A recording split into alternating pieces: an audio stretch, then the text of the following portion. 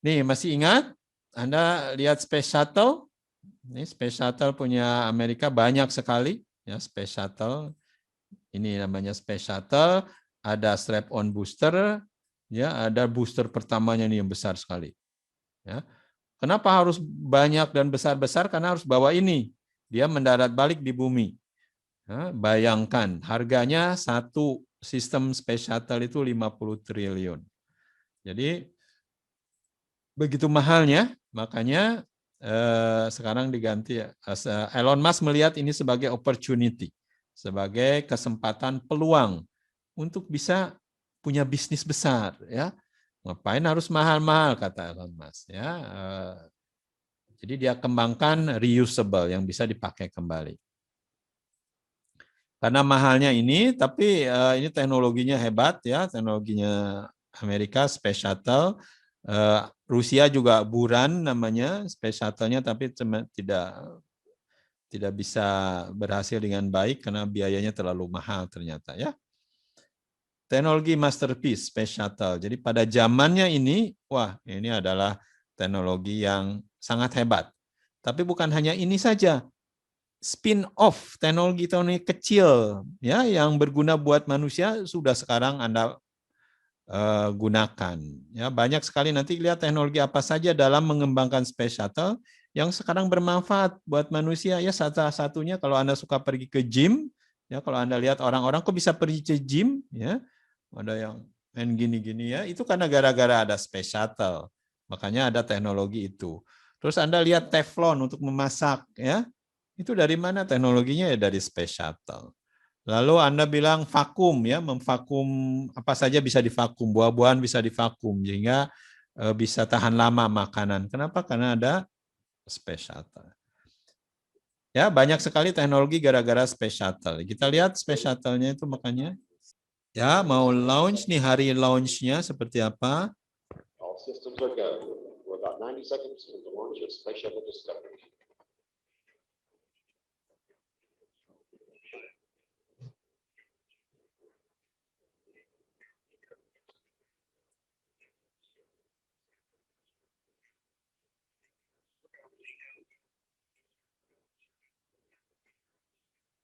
Jadi ini saat-saat peluncuran ya, saat-saat yang kritis, waktunya harus tepat dan udaranya harus bagus. Kalau tidak pasti ditunda.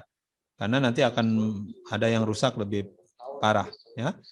Ini biasanya di Florida dilakukannya ya, dan Anda bisa melihat. Dan di Florida itu ada museum. Ya, Anda bisa melihat museumnya. Anda lihat tuh roketnya di belok-belokan kiri kanan dicek. Dia jalan nggak? Kalau pesawat kan juga suka dicek ya. Sebelum terbang itu semuanya bekerja dengan baik atau tidak. Nah, ini tangki ini yang tengah itu yang warna coklat itu tangki yang paling berbahaya ya. Kalau itu meledak ya sudah selesai. Ya, kemarin udah beberapa pernah meledak kan. Akhirnya ini pada peluncurannya.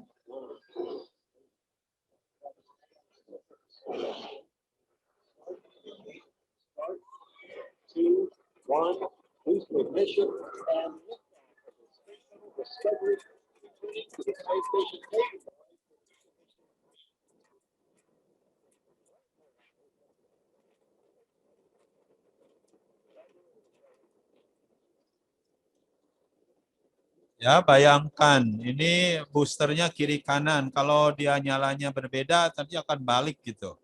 Itu yang susahnya.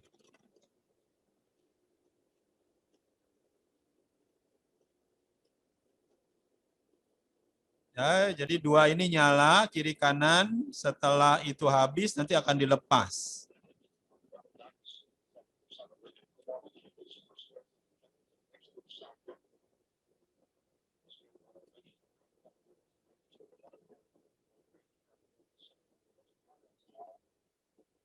Ya, ini untuk keluar dari orbit bumi, dari gravitasi bumi. Karena itulah yang membutuhkan gaya paling besar ya. Kalau sudah di luar antariksa sana, tidak perlu gaya sebesar ini. Nah, gaya sebesar ini terjadi apalagi kalau bukan diluncurkan di Katulistiwa. Makanya Indonesia itu posisinya bagus. Karena tidak sebesar ini dia bisa menyelamatkan tenaga 30%. Lebih murah kalau diluncurkan di Indonesia. Anda lihat ini ya masih. Nah, udah selesai dibuang tuh. Jadi tinggal ini saja. Nah, itu ini dibuang nih harganya mahal. Ya, sebelum ada SpaceX itu nggak bisa di-recover. Kalau sekarang dengan SpaceX itu bisa dipakai lagi yang tadi Itu kemana dibuang. Pak jatuhnya Pak? Ke laut. Harus ke laut. Jangan sampai ke daratan, itu bisa nimpa orang, bahaya. Udah Saya dihitung bingung, itu. saya bingung Pak kalau lihat peluncuran roket di YouTube itu jatuhnya kemana kata saya. Takutkan tiba-tiba ke rumah orang bahaya Kedua Pak. orang, iya. Itu pernah terjadi yang perusahaan yang Soviet. Izin Pak, izin bertanya. Kalau misalnya untuk peluncuran roket yang meledak itu bagaimana Pak? Ya, tadi pertanyaannya tadi jatuhnya kemana? Ya jatuhnya diharuskan ke laut. Ya, makanya kalau Anda lihat itu tempat peluncuran roket selalu di ujung-ujung pulau. Ya, misalkan Amerika itu di Florida. Ya, di Florida itu di ujung di sini, ya, atau di sini ya. Jadi selalu California ke laut ke sana. Florida ke laut ke sini. Di sininya laut. Jadi pasti jatuhnya ke laut. Indonesia juga sama ya, di Biak itu bagus tuh posisinya karena di sananya laut lepas. Ya, sehingga jatuhnya akan ke laut. Negara-negara seperti Eropa tuh susah peluncurannya. Kenapa? Karena ya sekelilingnya pulau, daratan.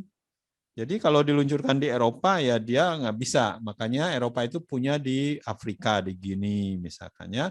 Di daerah-daerah yang jajahannya Eropa ya dia diluncurkannya di situ. Korea Selatan tuh susah karena sekelilingnya negara lain, dia ngeluncurinya kemana jatuhnya pasti ke negara lain. Indonesia itu punya tempat yang bisa disewakan, itulah untungnya Indonesia. Ya bisa sewakan ke SpaceX misalkan, jatuhnya itu ya pasti ke laut. Izin Pak, izin bertanya Pak. Ya silakan. Kalau misalnya kan saya lihat di itu tuh ada tuh yang meluncurin roketnya tuh kadang roketnya meledak di udara, itu maksudnya gimana Pak? Sebenarnya roket itu kalau ada tanda-tanda kesalahan dia diledakin secara manual dari bawah. Harus diledakin. Karena takutnya dia masih ada roket nyalanya terus bisa meluncur ke bawah dengan lebih kuat. Jadi kalau ada oleng sedikit pasti diledakin dari bawah. Ya kayak remote control. Diledakin supaya dia nyebar terus jatuh ke bawahnya hanya kecil-kecil. Ya memang begitulah SOP-nya. Ada ya silakan. Itu kan yang engine-nya atau yang tenaganya itu kan 2 ya Pak. Berarti kalau misalkan nggak seimbang tuh bakal belok ya Pak? Iya, ini karena 2 nih SOB-nya, ada yang satu di kiri dan satu di kanan ini ya. Ya Pak. Nah, kalau tidak seimbang ini kan muter ke sana. Nah, ini yang bahaya. Itulah roket itu makanya dibuatnya mahal. Ini kan tidak ada alat kontrolnya. Kalau ini ada alat kontrolnya bisa dibelok-belokin nih kiri kanan nih ya. Kalau ini saking besarnya biasanya ya tidak bisa dibelok-belokin. Makanya hanya belok-belok kecil aja di dalamnya gimbal. Ini yang menyebabkan bahayanya strap-on booster seperti ini ya. Ingin bertanya, Pak. Ya. Ada video amatir pada tanggal 2 bulan 2 2021 yang roket SpaceX naik pada ketinggian berapa ribu lalu dia gagal terbang, jatuh kembali lalu meledak di bawah, itu apa penyebabnya? Banyak Mas penyebabnya. Yang namanya roket ini aja kalau misalkan bolong terjadi di sini ya ada. Yang kemarin terjadi dengan Challenger waktu meledak itu kan di sini ada seal aja, hanya seal bocor ya sudah, karena ini api semua ya meledak. Kebanyakannya memang karena tabung pembakarannya ya yang ada bocor atau nggak kuat atau apalah macam-macam. Jadi SpaceX aja puluhan kali meledaknya ya, kita lihat sekarang yang berhasilnya. Tapi kalau Anda lihat video-videonya yang nggak berhasil banyak sekali. Dan itu waktu mendarat juga kan itu dikontrol tuh. Ternyata tidak mudah, itu bisa Satu roket aja ruginya berapa? Bayangkan SpaceX bisa puluhan kali roket meledak ya berapa ya. Kalau NASA pasti sama yang ngasih duit negara pasti diberhentikan. Tapi karena ini swasta ya dicoba lagi. Hitungnya itu swasta itu ya. Secara teknologi memang tidak mudah. Sekarang karena ada teknologi drone itu kan ada gyro ya. Dulu ini belum ada gyro nih, gyronya masih gyro manual ya, masih gyro jadul lah ya. Sekarang dengan teknologi keseimbangan gyro itu makanya bisa balik lagi itu roket, saking canggihnya. Ya, teknologi sudah begitu maju, tidak perlu lagi bikin roket seperti ini. Ya, Anda lihat teknologi baru sekarang roketnya tidak lagi seperti itu ya. Nah, jadi ini Anda lihat, ini pabriknya Space Shuttle yang sudah kadaluarsa. Jadi sekarang bangkrut tuh Space Shuttle, ini sudah bangkrut. Ya, ada 7 Space Shuttle kalau tidak salah. Ya, 7 kali 50 triliun ya sekian lah, 350 triliun ya. NASA sudah tidak mau lagi bikin ini. Pemerintahnya ya, yang bayar pajaknya sudah tidak mau, jadi diberhentikan programnya, suruh beli saja ke Tesla. Jadi ini jadi bangkai ini, pabrik Space Shuttle yang ada di Arizona sana. Ya, Anda lihat nih Space Shuttle-nya. Ya, jadi berdebu semuanya. Tuh. Ya, sayang sekali, ya habis gimana udah teknologinya sudah teknologi kadaluarsa sudah diganti oleh SpaceX, oleh dia ya.